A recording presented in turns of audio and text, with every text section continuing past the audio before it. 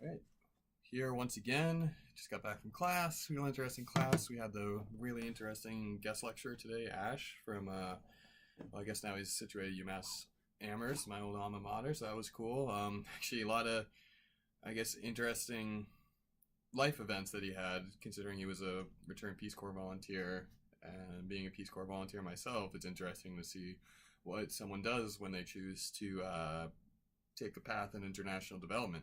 Um, Basically, his resume is something I aspire to do, just more of an environmental flair as opposed to a refugee crisis. But so yeah, very interesting discussion. One of the things that really stuck with me, I mean, a lot of his experiences mirrored my own of African culture and school settings and large classrooms and age disparities. I brought up in class that I had a student who was my age who I was teaching, which was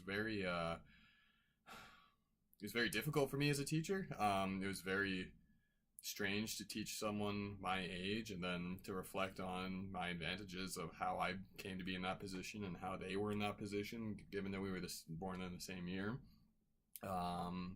So yeah, one of the things, the quotes. Wait, let me just pull that up. But he said, "Africa is burdened with inert knowledge, and how do you negotiate that?"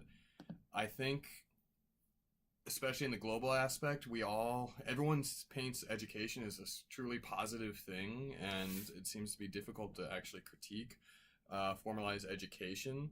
And from my own experiences in Burkina, we were teaching things. I was teaching about ferns and non-flowering plants. I was part of my curriculum as a biology teacher, and these plants weren't in Burkina Faso. I don't know why they were learning about them, or if they were, they weren't in my village.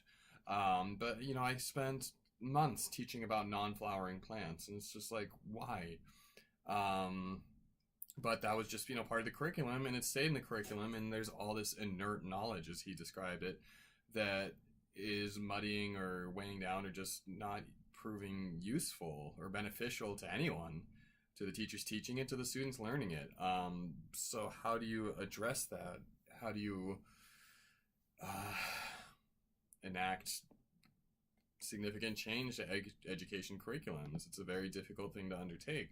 But it was very interesting to see the capacity with the refugee center in Uganda. How I think Ray brought up that there's no standardization to it, so educators are really free to educate what they think the needs are of refugees, and this is all very kind of new. I think Ash said there's a couple studies tracking it, and there's actually a grant from Abu Dhabi uh, looking for researchers to be able to track stuff like this, which kind of just shows how at the frontier we are with education in this aspect. So yeah, real interesting class. Really appreciated the guest lecture.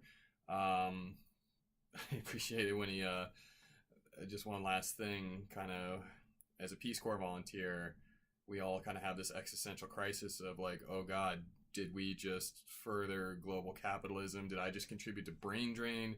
What am I doing? What did I do here? Did I actually do good?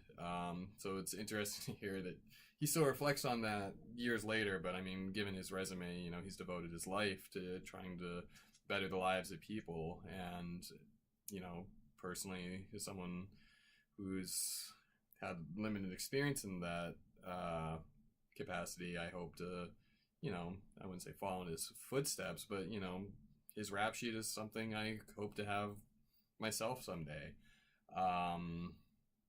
And, just from his demeanor, he seems like a generally happy person who's just has a wealth of experience and stories and, has used his position of privilege to help others. And, it was an inspiring thing today. So, yeah, good class. We're getting near the end here. Gotta actually start working on that final paper, and we'll do this again next week.